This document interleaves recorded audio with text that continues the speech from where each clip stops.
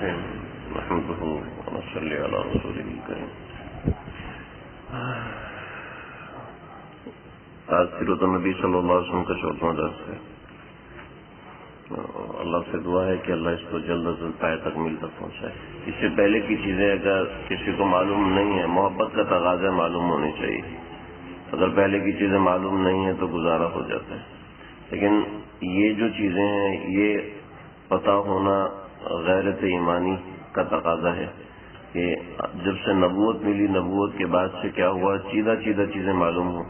سب چیزیں تفصیل سے تو بتاؤں گا، لیکن اس میں سے چیدہ چیزیں ذہن میں رہ جائیں گی تو انشاءاللہ وہ اس سے زندگی میں عمل کرنے میں بھی فائدہ ہوگا.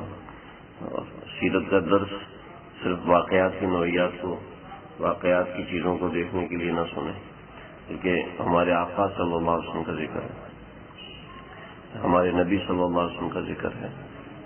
آپ کے ذکر سے زندگی میں خیر پیدا ہوگی، زندگی کی آفتیں تکلیفیں کم ہوں گی، ٹوٹیں گی، ختم ہوگی، اور اللہ تعالیٰ کی رحمت متوجہ ہوگی. جہاں پر اللہ والوں کا ذکر ہوتا ہے وہاں پر اللہ کی رحمت برستی ہے، اور نبی صلی اللہ علیہ وسلم کا ذکر ہوگا تو کیا ہوگا. تو یہ آج جو نبوت کا بیان ہوگا، آپ صلی اللہ علیہ وسلم کو جو نبوت ملی اس میں چند ایک چیزیں ہیں. آج مختصر ہوگا، میں کوشش کروں گا کہ ہر 10-45 منٹ کا ہی ہو، اس سے زیادہ کا نہ ہو، تاکہ 45 منٹ 1 گھنٹے کے بعد عام طور پہ لوگ بور ہو جاتے ہیں. پچھلا درس کافی لمبا ہو گیا تھا تو، لیکن وہ تو ایک موضوع کی چاشنی ہے، اور سارے لوگ اہل محبت نہیں ہوتے، سب سننے والے کچھ فارمیلٹیز والے بھی ہوتے ہیں تو ویسے سن نہیں سکتے. تو چلو ہمیں ان کا خیال رکھنا چاہیے، ہر بندے کا عذر ہے، آزار ہے، تو اس لیے ایسی بات کر رہا ہوں. آگے موضوع نکلا تو ٹھیک ہے، تو ایسے لوگ بھی ہیں جو 4 گھنٹے بھی سنا. پچھلے رمضان کے اندر، یہ رمضان گزرا ہے، اس سے پچھلے رمضان کے اندر میں نے پچھلے رمضان بھی نہیں، کسی رمضان کے اندر رات 12 بجے بیٹھے، بس یہ میں نے کہا بہت ہو گیا. گھما کے دیکھا، گردن گھما کے دیکھا تو 3:30 بجے تھے، 3:30 بج رہے تھے. یہ کیا ہوا؟ نہ ہمیں پتہ لگا نہ مجھے پتہ لگا. سامنے بیٹھے تھے ان میں سے 2-4 لوگ اٹھ کے گئے تو میں نے یہ تھوڑا لمبا ہو رہا ہے، بس کرو. دیکھا تو 3.5 گھنٹے، ایسے ایک دفعہ 4 گھنٹے بھی بیٹھے تو پتہ بھی نہیں چلا. تو یہ ہو جاتا ہے، سامعین کی تقاضے کے اوپر ہوتا ہے. لیکن یہ چونکہ ایک علمی بات بھی ہے، عملی بات بھی ہے.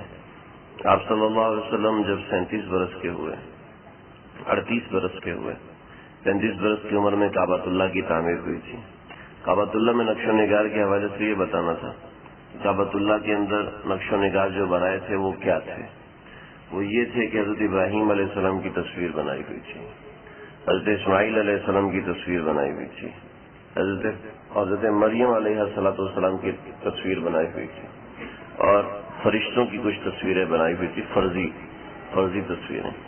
ابراہیم علیہ السلام اور حضرت اسماعیل علیہ السلام کی بھی فرضی تصویریں بنی تھی، کوئی حقیقی تصویریں نہیں تھی ان کو دیکھ کر بنائی گئی ہوں.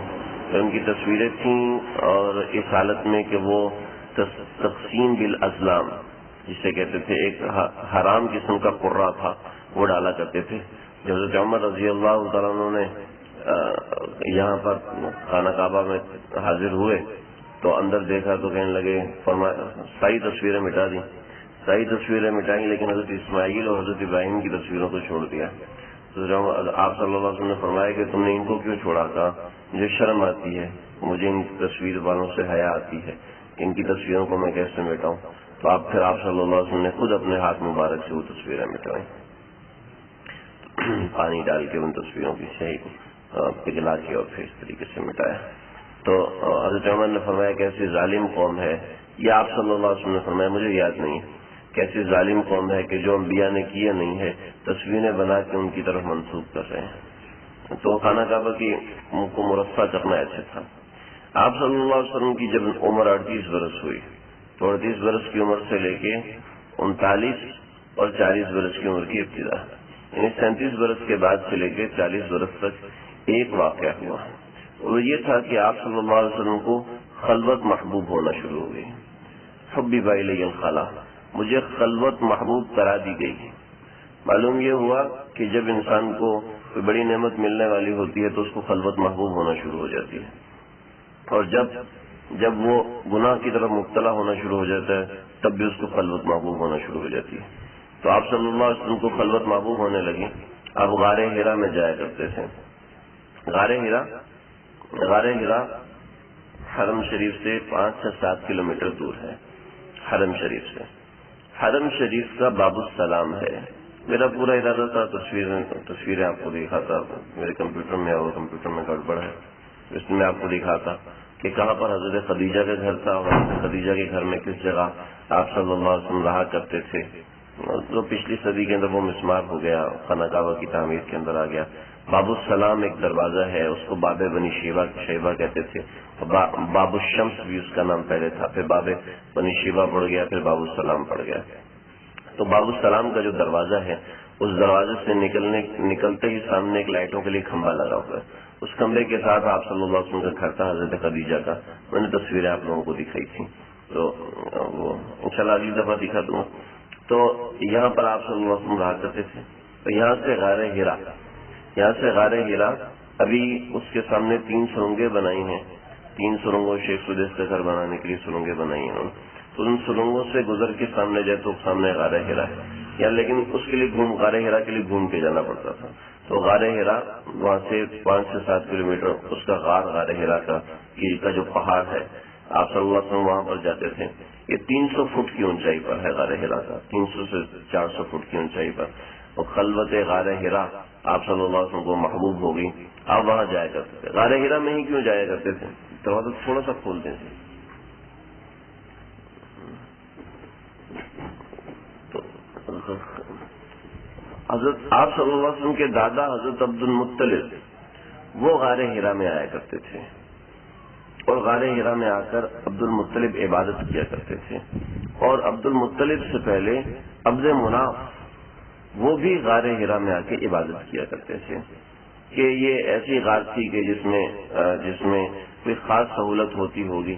تو آج اگر ہم اس کی تصویر ساتھ دیکھتے تو اور بھی مزہ آتا، لیکن بس ہو گیا تو اس میں لذت اور ہوتی، مزہ اور ہوتا۔ تو غار حرا میں آپ ابھی تو غار حرا کو بڑا خوبصورت سا بنا دیا، اس میں نیچے ٹائلیں لگا دی، اور ہمارے ساتھی ہیں جدہ کے رہنے والے، وہ غار حرا میں گئے تھے، انہیں وہاں پہ جا کے کیفیات بتائیں کہ بڑی مشکل سے ایک آدمی پورا آتا ہے۔ میرے بڑے بھائی بھی وہاں پر گئے، وہاں پر جا کے انہوں نے کہا صرف دو بندے، ایک آگے اور ایک پیچھے کھڑا ہو کے نفل پڑھ سکتے ہیں۔ وہاں پہ 40 دن گزارنا، راتیں گزارنا کوئی آسان کام نہیں تھا۔ آپ صلی اللہ علیہ وسلم 40 دن کے لیے جایا کرتے تھے، ایک چلہ لگا کے آیا کرتے تھے۔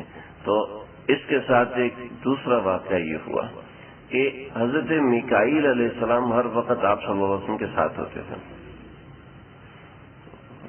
حضرت میکائیل کا وجود آپ صلی اللہ علیہ وسلم کو محسوس ہوتا تھا۔ کیسے محسوس ہوتا تھا؟ لیکن یہ تو شہر ہے نا، اب اگر پنجاب کے کسی گاؤں میں چلے جائیں تو وہاں پر کس قدر خاموشی ہوتی ہے، اگر کوئی سانس بھی لیتا ہے تو، اگر کوئی خراٹے لے رہا ہوتا ہے تو کیسا محسوس ہوتا ہے؟ بالکل خاموشی ہوتی ہے۔ تو یہ جو خاموشی کے اندر کوئی بھی آواز آتی ہے نا تو انسان کو ایسا معلوم ہو جاتا ہے۔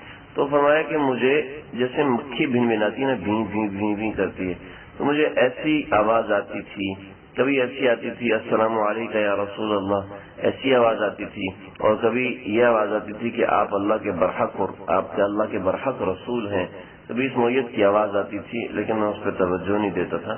3 برس تک یہ آواز آتی ہے۔ بعض روایات کے اندر ہے کہ نبوت کے 3 برس بعد بھی حضرت میکائیل آپ صلی اللہ علیہ وسلم کے ساتھ رہے، آگے پیچھے رہے، بعض روایت میں ایسا بھی آتا ہے، لیکن بہرحال یہ 3 برس حضرت میکائیل آپ کے ساتھ رہے۔ تو یہ دوسرا واقعہ ہے جو ان 3 برس کا مسلسل ہے کہ آپ 40 دن کا کھانا لے کے جاتے تھے۔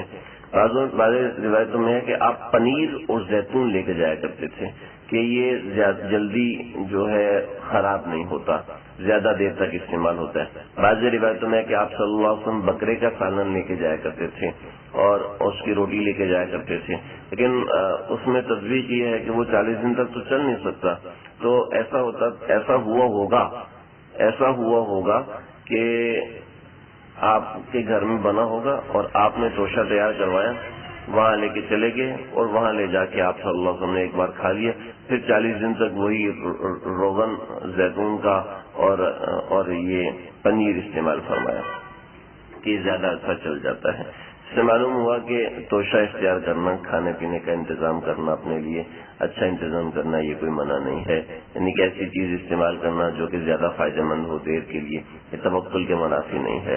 ہمارے بزرگان دین نے بھی توکل کیا ہے۔ ہمارے بزرگان دین آج تو بہت سہولت ہے۔ ابراہیم بن ادم رحمۃ اللہ علیہ پورے 6 دن کا روزہ رکھتے تھے، اور کبھی جوش آتا تھا تو پورے 3 ہفتے کا، کبھی 1 مہینے کا بھی روزہ رکھتے تھے۔ روزہ کیسے روزہ؟ یکم کو کھایا، اب 30 کو کھانا ہے، ٹھیک ہے، 30 دن روزہ رکھتے تھے۔ تو ایسے ایک بزرگ تھے، ان کے یہاں باقاعدہ آج کل بھی ایسے مشائخ موجود ہیں۔ میں بچپن میں ایک بزرگ کی صحبت میں رہا، تو انہوں نے ہمارے ماموں بھی ان کی صحبت میں آئے تھے، تو ان کو خواب میں نے ان کی زیارت ہوئی کہ بھئی ان سے بیعت ہونا ہے۔ تو وہ ویسے ہی ہمارے پاس راولپنڈی میں آئے، تو راولپنڈی میں آئے اور مسجد میں نماز پڑھ رہے تھے، فوجیوں کی مسجد تھی۔ یہ کون ہے؟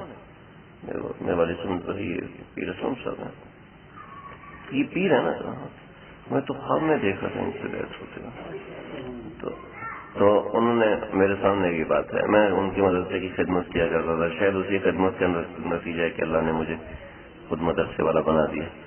تو میں ان مدرسے کی خدمت، چھوٹا ہوتا تھا تو بچیوں کا مدرسہ تھا، تو میں اندر چلا جاتا تھا پرچیاں لے کے، اور چونکہ رہائشی بچیاں تھیں تو سب کا لیے کھانا لے کر آنا، کسی کو ٹافیاں منگا رہا ہے، کوئی چپس منگا رہا ہے، کوئی پاپڑ منگوا رہا ہے، تو وہ میں بادشاہ ہوتا تھا سب کا۔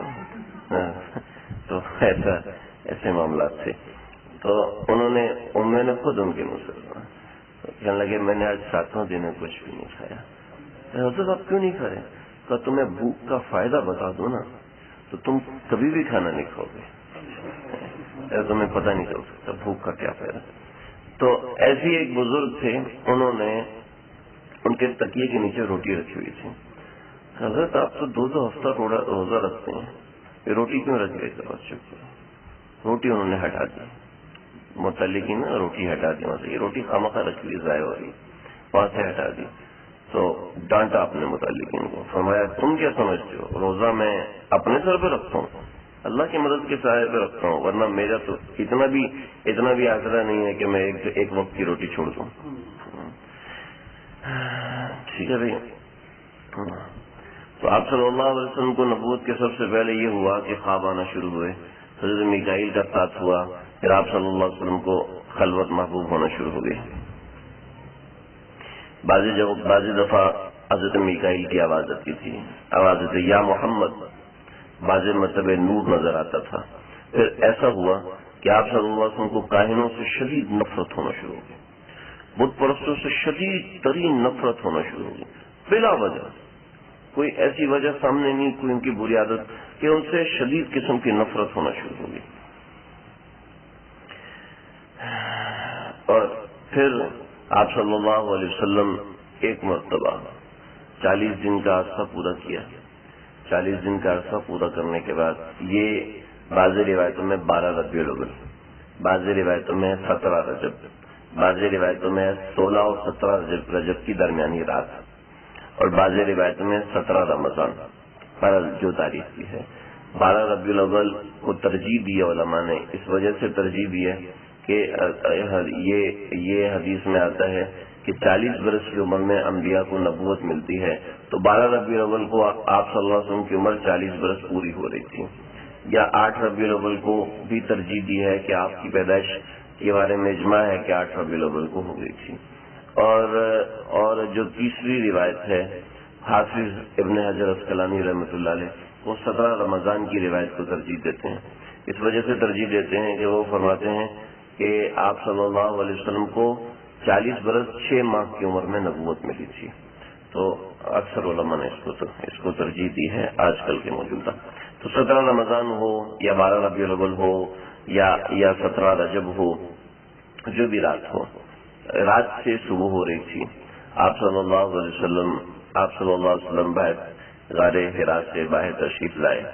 آئے تشریف لائے تو آپ نے دیکھا، آپ صلی اللہ علیہ وسلم نے دیکھا کہ کوئی آواز آئی ہے، یا محمد، آپ نے دائیں دیکھا، پھر بائیں دیکھا، پھر پیچھے دیکھا، پھر آگے دیکھنا شروع کیا کہ کوئی نظر نہیں آ رہا۔ روایت میں ایسا ہی ہے جیسے میں بتا رہا ہوں، پہلے دائیں دیکھا، پھر بائیں دیکھا، پھر پیچھے دیکھا، پھر سامنے دیکھا، کوئی نظر نہیں آ رہا، غارے پہاڑ سے نیچے کچھ دکھائی نہیں دے رہا۔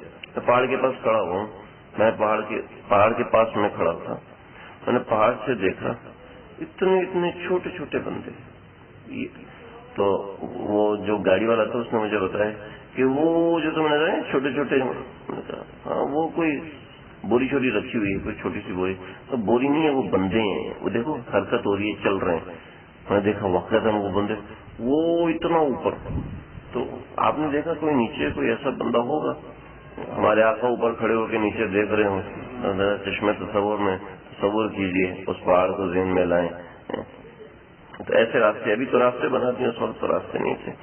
تو آپ صلی اللہ علیہ وسلم نے دیکھا کچھ بھی، تو اوپر دیکھا، جب اوپر دیکھا تو ایک بہت بڑا فرشتہ، ایسا بڑا فرشتہ دیکھا کہ آپ کو ہیبت طاری ہونا شروع ہو گئی۔ بعض روایتوں میں ہے کہ وہ ایک پاؤں پر دوسرا پاؤں رکھ کے کھڑا ہوا تھا۔ یہ آتا ہے کہ چوکڑی مار کے بیٹھے ہوئے تھے ایک کرسی کے اوپر یا ایک تخت کے اوپر، اس نوعیت کی روایت ہے۔ آپ صلی اللہ علیہ وسلم بہت گھبرائے تو جبریل نیچے آئے، نیچے آ کے انسان کی صورت اختیار کی، اور آپ صلی اللہ علیہ وسلم فرمایا اقرا، پڑھو۔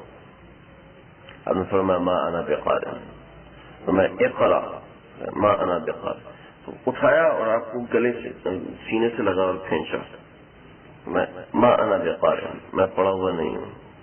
پھر تیسری مرتبہ سینے سے لگا، اقرا، اقرا بسم ربک الذی خلق، خلق الانسان من علق، اقرا وربک الاکرم الذی علم بالقلم، علم الانسان ما لم يعلم۔ یہ 5 آیات نازل ہوئی، اس میں بے شمار باتیں ہیں۔ یہ جملہ میں بولنا نہیں چاہتا، اختلافی چیزیں ہیں، بہت سے اختلافات ہیں، اس لیے بولتا ہوں کہ کل کو کوئی اور آپ کو بتائے کہ بھی اس میں یہ بھی ہوا تھا، تو آپ کے ذہن میں رہے کہ میں نے یہ چیزیں پڑھ کے آپ کو بتا رہا ہوں، لیکن اس میں جانے کی ضرورت نہیں ہے۔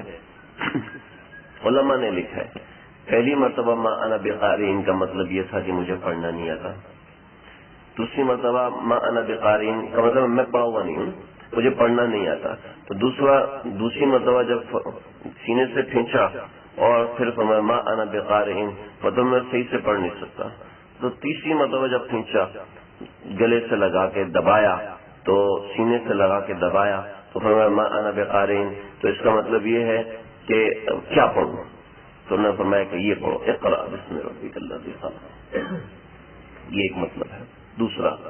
دوسرا علماء نے یہ حکمت بیان فرمائی کہ ما انا بقارئ جو آپ صلی اللہ علیہ وسلم نے بار بار فرمایا ہے، تو بار بار فرمانا یہ اس لیے تھا کہ آپ صلی اللہ علیہ وسلم کو پڑھنا نہیں آ رہا تھا، اور نبوت اور قرآن کا ثقل، کلام الہی کا ثقل، اس کا وزن ہونا بہت بھاری تھا، تو بڑا مشکل تھا اس چیز کو اٹھانا اس وجہ سے۔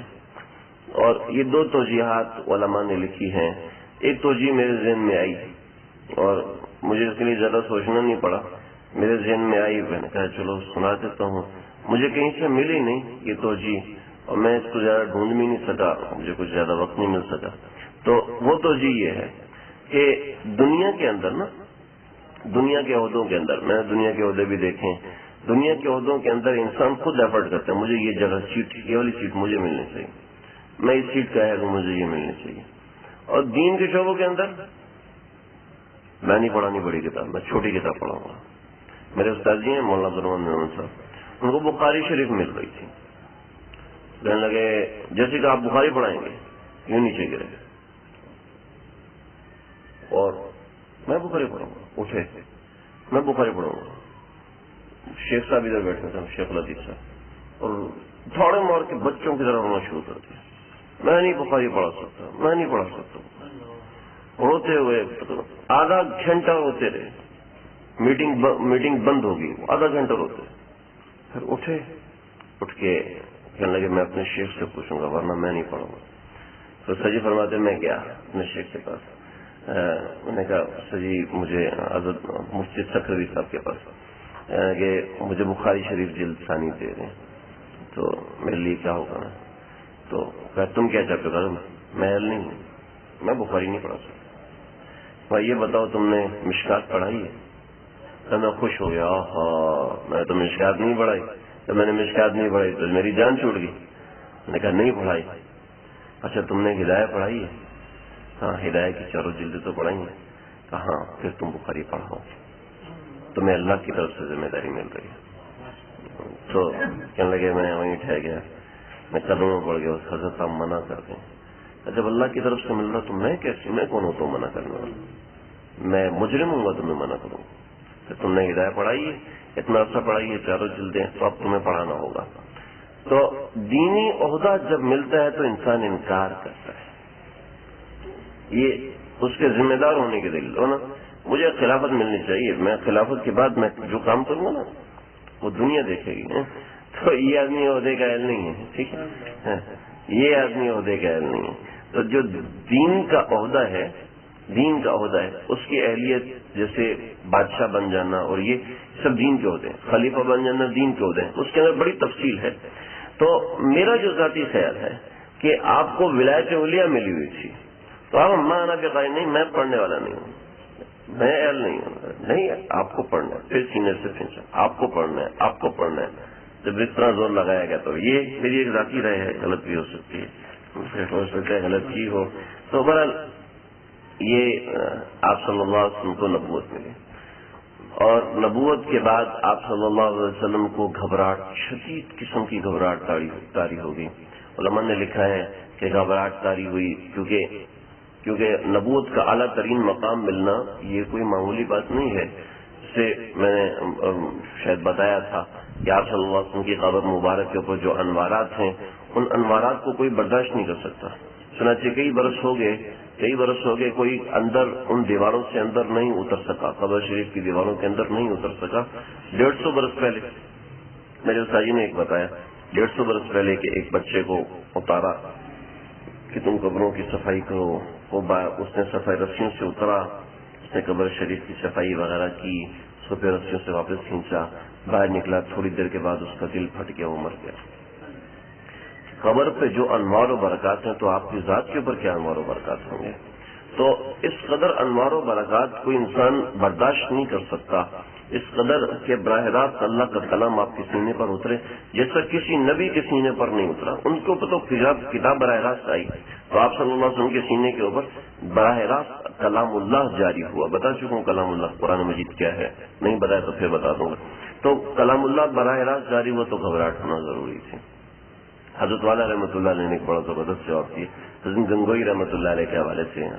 ہمارے حضرت والا رحمۃ اللہ علیہ نے یہ جواب دیا, فرمایا کہ فرشتے کو دیکھ کر ہیبت میں مبتلا نہیں ہوئے تھے آپ صلی اللہ علیہ وسلم, بلکہ کیا ہوا تھا, یہ ہوا تھا کہ آپ صلی اللہ علیہ وسلم کالے کالے کفار کے ساتھ رہتے تھے, بتوں کو پوجنے والوں کے ساتھ رہتے تھے, شراب پینے والوں کے ساتھ رہتے تھے, تو ان میں آپ کو اپنا چہرہ نظر نہیں آتا تھا. لیکن جب آج جبریل کے آئینے میں اپنے آپ کو دیکھا کہ میں اتنا اونچا ہوں تو گھبراہٹ طاری ہوگی, اتنا بڑی ذات ہے میری, اتنا بڑا مقام ہے میرا. مجھے اس کی مثال یوں سمجھ میں آئی, ایک آدمی ہے وہ اپنے گھر کی چھت کے اوپر سے چڑھ کے دیکھتے تو ڈر لگتا ہے گر نہ جاؤں, ٹھیک ہے, اس کو اب جہاز پہ بٹھا دیں اور جہاز بادلوں سے اوپر وہ نیچے دیکھے گا تو کیا کرے گا, ہائے ربا میں مر گیا, ایک گھر میں تو نہیں بچتا, تو اتنا اوپر آ گیا. میرے ساتھ بھی ایسی ہوا تھا, بیٹھ تو گیا کھڑکی کے ساتھ, میں نے کہا نہ بابا بہت مشکل ہے, آنکھیں بند کر کے کمر اس طرف کر کے بیٹھا. تو ایسے آپ صلی اللہ علیہ وسلم نے اپنا چہرہ مبارک جبریل کے آئینے میں دیکھ لیا تھا. اللہ اکبر. تو یہ اس طریقے سے وہی آپ صلی اللہ علیہ وسلم کے اوپر نازل ہوئی. آپ صلی اللہ علیہ وسلم گھر میں تشریف لائے. یہ بڑا اہم, بڑا زبردست مضمون ہے. اگر اس کو سمجھ لیں, خاص طور پہ ہماری مائیں بہنیں سمجھ لیں کہ عورت کا کتنا بڑا کردار ہے.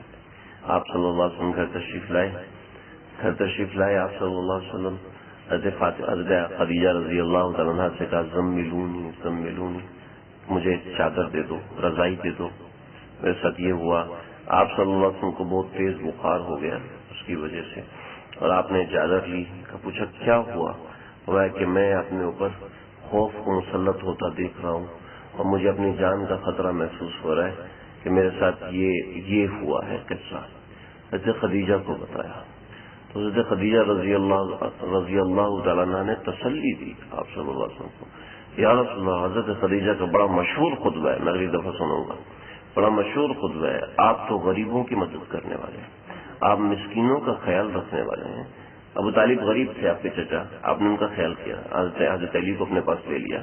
مسکینوں کا حضرت زید بن حارثہ کو لے کر آگے تھے، مکہ کے جو مسکین تھے آپ صلی اللہ علیہ وسلم ان کا خیال کرتے تھے۔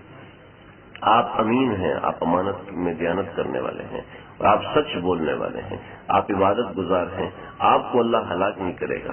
تو یہ الفاظ سن کر آپ کو بڑی تسلی ہوئی، اور اوپر سے دوسری تسلی یہ ہوئی کہ اللہ کا حکم ہے یا ایھا المدثر قم فانذر وربک فکبر، اے چادر اوڑے ہوئے، یا ایھا المزمل، اے چادر اوڑے ہوئے اٹھ جا بس کر۔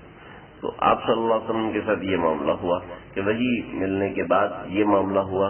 پھر وہی ملنے کے بعد جب اس نوعیت کا معاملہ ہوا، حضرت خدیجہ رضی اللہ تعالیٰ عنہ نے تو یہی چیزیں دیکھ کے آپ سے نکاح کیا تھا، یہ معاملات دیکھ کے تو شادی کی تھی۔ تو حضرت خدیجہ رضی اللہ تعالیٰ عنہ آپ کو لٹایا اور خود وہاں سے اٹھی۔ ایک بہت بڑا راہب تھا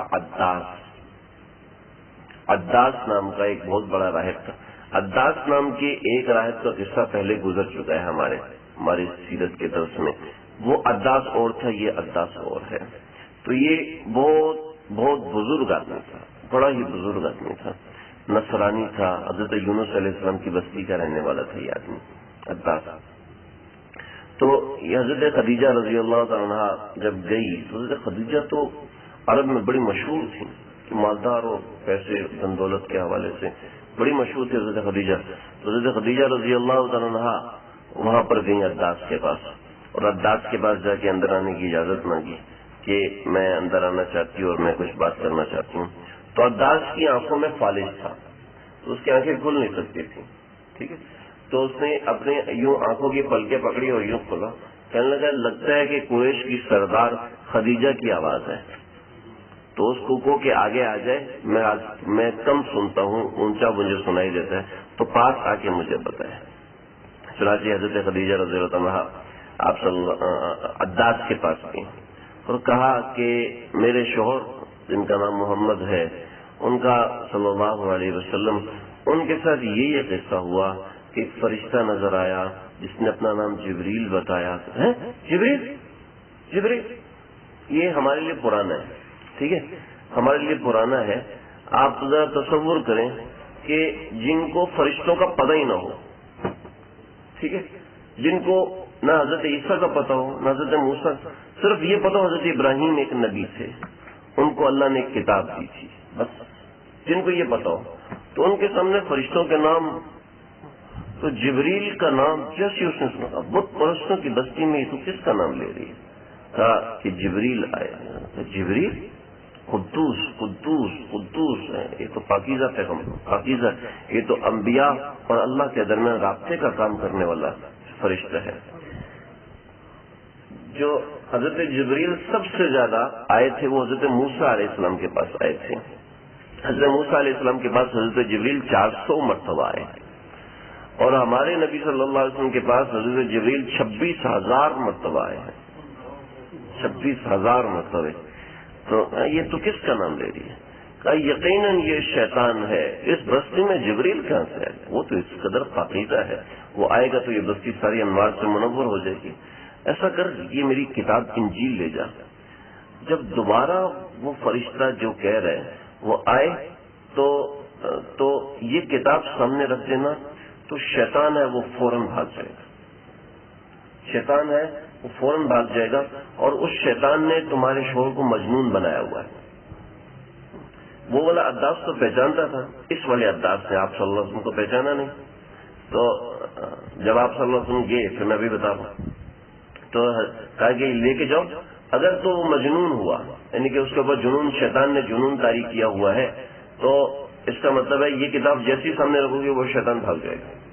حضرت خدیجہ رضی اللہ تعالیٰ واپس گئیں، گھر گئیں، اور گھر جا کے آپ جیسی دروازہ کھولا تو ذہن میں یہ ہے کہ میرے شوہر کو شاید الگ رہنے کی وجہ سے جنون ہو گیا ہے، ایک نوعیت کی بات سوچی.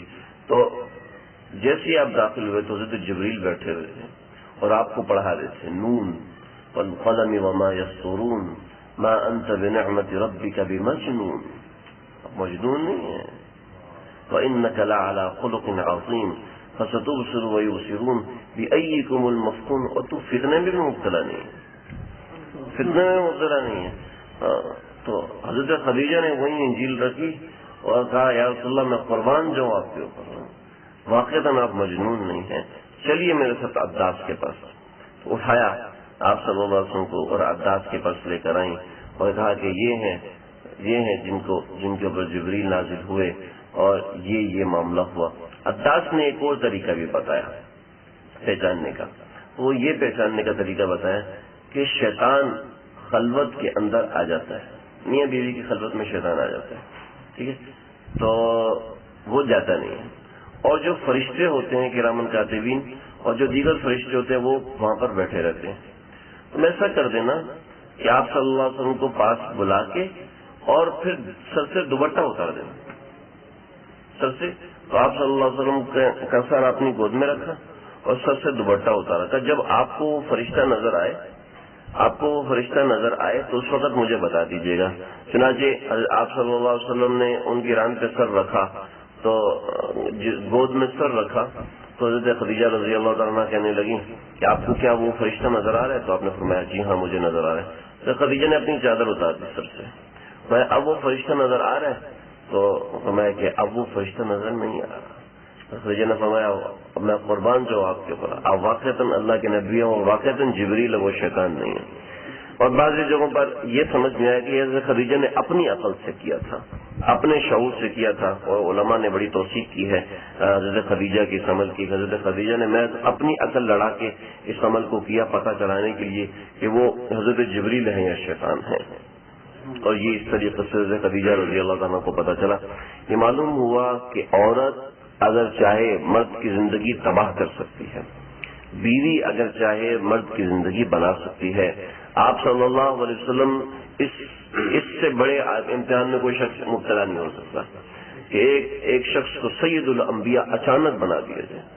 خواجہ باقی باللہ رحمۃ اللہ علیہ، بہت لمبا واقعہ میں مختصر بتاتا ہوں، یہ نکل جائے گا.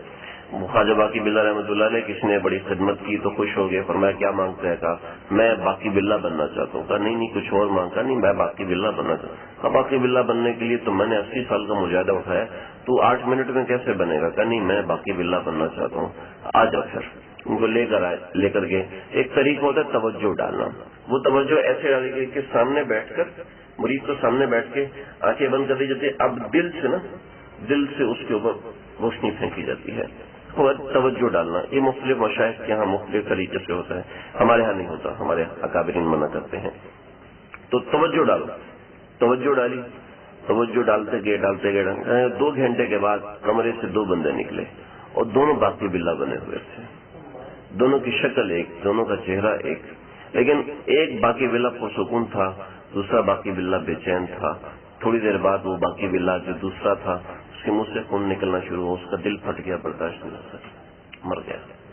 تو ولایت کا مقام اچانک سے مل جانا یہ برداشت نہیں ہوتا. بشر عافی کو اچانک اللہ نے ولایت کا مقام دیا، اچانک اللہ نے ولایت کا مقام میں جوتے اتار دیے. نہیں، زمین پر جوتے پہن کے نہیں چھوڑ سکتا. تو ایسا جو اچانک ولایت کا مقام ملے تو یہ حال ہے. اچانک انبیاء سید الانبیاء، رسول سید الرسول بن گئے تو کیا ہوگا؟ اس وقت دلاسا دینے والی بیوی تھی، اس وقت دلاسا دینے والی حضرت خدیجہ رضی اللہ تعالیٰ عنہا تھی. حضرت خدیجہ ورقہ بن نوفل کے پاس لے کر گئیں اور ورقہ بن نوفل نے آپ صلی اللہ علیہ وسلم کو تسلی دی. کہا یہ تو وہی فرشتہ جو حضرت موسیٰ پر آیا کرتا تھا. علماء نے یہاں تک کہ حضرت عیسیٰ کا نام کیوں نہیں لیا؟ تو صاف سا جواب ہے، دوسری روایتوں میں حضرت عیسیٰ کا نام بھی لیا ہے. لیکن کچھ کہتے ہیں کہ عیسائی چونکہ حضرت عیسیٰ کو عالم الغیب مانتے ہیں کہ ان کے اوپر جبریل نہیں آیا کرتے تھے، بلکہ ان کو ڈائریکٹ اللہ سے بات پتا چلا کرتی تھی، لہٰذا وہ عالم الغیب ہے، ان کے اوپر وحی کی ضرورت نہیں تھی، وہ اللہ کا حصہ ہے، اللہ کے لیے تو وحی کی ضرورت نہیں ہوتی، تو وہ اس لیے۔ لیکن دوسری روایتوں میں حضرت عیسیٰ علیہ السلام کا نام مبارک بھی آیا ہے۔ تو ورقہ بن نوفل نے آپ صلی اللہ علیہ وسلم کو تسلی دی، فرمایا ایک وقت آئے گا کہ یہ قوم آپ کو مکے سے نکالے گی، کہا یہ مجھے میرے وطن سے نکالیں گے، میرے آبائی وطن سے نکالیں گے، جس سے جہاں میری نسلیں در نسلیں چلتی ہوئی آ رہی ہیں۔ حضرت ابراہیم علیہ السلام سے لے کے ابھی تک نسل اسی جگہ مکے میں رہ رہی تھی، کتنے سال؟ تقریباً 3000 سال یا 4000 سال سے ایک جگہ پر آباد ہیں، اور مجھے ہی نکال دیں گے؟ نہیں، ایسا نہیں ہو سکتا۔ تو فرمایا کہ ہاں یہ تجھے نکالیں گے، تو اس کے لیے تیار رہنا۔ تو آپ صلی اللہ علیہ وسلم کو جب یہ تشفی ہوئی، پھر اس کے بعد انقطاع وحی کا زمانہ ایک آیا، جس میں بہت سے مدارج ہیں، لیکن وہ خالصتاً اصلاح کے معاملات ہیں اس کے اندر، تو میں اس طرف نہیں جاؤں گا، جسے فترت وحی کا زمانہ کہتے ہیں۔ بس اتنا سمجھ لے کہ وحی کا انقطاع ہو گیا، جس سے آپ صلی اللہ علیہ وسلم اتنے زیادہ پریشان ہو گئے، فرمایا کہ کبھی میں پہاڑ پہ چڑھ جاتا تھا، اور پہاڑ پر چڑھ کے میرا دل چاہتا تھا میں اپنے آپ کو گرا لوں۔ جو سالک کے اوپر کبھی قبض کا معاملہ آتا ہے تو وہ اس سے ملتی جلتی چیز ہے۔ تو آپ صلی اللہ علیہ وسلم پہاڑ پر چڑھ جاتے اور جی چاہتا کہ گرا لوں، تو جبریل آتے، یا محمد انک لرسول اللہ، آپ اللہ کے رسول ہیں، تو مجھے صبر آ جاتا، چین آ جاتا کہ وہی جو نازل نہیں ہو رہی تھی اس کی وجہ سے یہ پریشانی تھی۔ پھر آپ صلی اللہ علیہ وسلم نے حضرت خدیجہ نے ایمان قبول کیا، حضرت خدیجہ رضی اللہ تعالیٰ کو دیکھ کر حضرت علی نے ایمان قبول کیا، حضرت علی کو دیکھ کر حضرت جعفر بن ابی طالب جو ان کے بھائی تھے انہوں نے ایمان قبول کیا، اور پھر اس طریقے سے حضرت طلحہ نے ایمان قبول کیا، سیدنا ابو بکر صدیق نے ایمان قبول کیا، ان لوگوں نے ایمان قبول کیا۔ ان کے ایمان کی قبولیت کے حوالے سے میں انشاءاللہ تفصیلات بتاؤں گا کہ ابو بکر صدیق نے کیسے ایمان قبول کیا۔ تو یہ 3 سال کا جو عرصہ ہے، اس میں کیا کیا واقعات ہوئے یہ میں اگلی دفعہ انشاءاللہ بتاؤں گا، ابھی شروع ہو گیا تو بہت لمبا ہو جائے گا۔ تو یہ 3 سال کے جو عرصے کے اندر جو واقعات ہوئے، آپ صلی اللہ علیہ وسلم کے صحابہ نے ایمان قبول کیا، تو یہ دار ارقم میں ہوئے۔ دار ارقم یہ صفا پہاڑی کے ساتھ تھا، تو صفا پہاڑی کے اندر کے سامنے ایک ستون ہے، اس جگہ پر ارقم رضی اللہ عنہ کا گھر تھا، تو یہاں پر دار ارقم ہوا کرتا تھا۔ تو یہاں پر سب صحابہ آپ صلی اللہ علیہ وسلم بیٹھا کرتے تھے، اور تقریباً 3 برس کے اندر کوئی 25 سے 35 صحابہ نے ایمان قبول فرمایا۔ تو ان کے کچھ واقعات ہیں وہ انشاءاللہ میں درس کروں گا۔ اللہ تعالیٰ اس درس کو قبول فرما لے۔ آپ صلی اللہ علیہ وسلم کا جو ذکر ہو رہا ہے، اس کو محض واقعات کی چاشنی نہیں ہے، بلکہ ہمارے آقا کا ذکر ہے، اور آقا کے ذکر کے ساتھ چاشنی نہ ہو تو کیسے ہو سکتے ہیں؟ آقا کے ہمارے کوئی اپنے دوست کا قصہ سناتا ہے، ہمیں مزہ آتا ہے، یار اس کا دوست ہے، یار جب وہ ایسی حرکتیں بھی کرتے ہیں، ہم یاسین گل کے قصے سناتے ہیں تو مزہ آتا ہے، یار وہ ایسی حرکتیں کرتے ہیں، تو ہمارے آقا ہیں، ان کے قصوں میں چاشنی کیوں نہیں ہوگی؟